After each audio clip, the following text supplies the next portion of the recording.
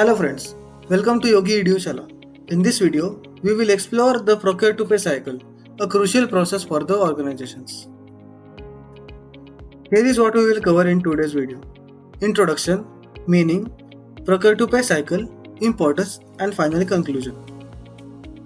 Procure to pay or P2P is a process an organization uses to buy goods or services, from identifying a need to making payment to the supplier. It's like a well organized shopping trip for the business. Procure to pay or P2P is a step by step system for businesses to purchase what they need. It involves finding the right supplier, creating purchase orders, checking goods or services, handling invoices, getting approval, and finally making payments. It helps companies buy efficiently, follow rules, and keep good relationships with the suppliers. The procure to pay cycle involves the following steps. First, identify needs. Second one, create requisition. Third one is purchase order. Fourth one is goods receipt. Fifth one is invoice processing.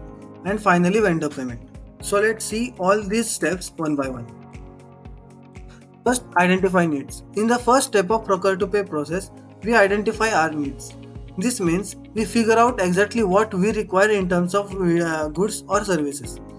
This involves determining and defining the requirements, which includes the details like specifications, quantity, budget, and the delivery date. Our second step is creating requisition. Once we have identified our needs, we move on to the creating requisition. These steps involves formally requesting the purchase of the required goods or services. Sometimes this request may need approval from relevant stakeholders within the organization. We can send this requisition directly to the supplier or use an online platform for this purpose. Third one is purchase orders. After creating requisition, we issue purchase orders. A purchase order is a document that gives the suppliers the authorization to deliver the goods or services. It also specifies the terms and conditions of the purchase. It's essential to confirm with the supplier that they have received the order and to keep track on the order status. Our fourth step is goods receipt. When the goods or services we have ordered are delivered by the supplier, we receive them.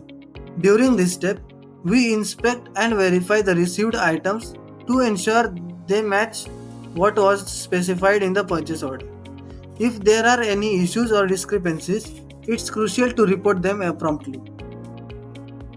The step number 5 is invoice processing.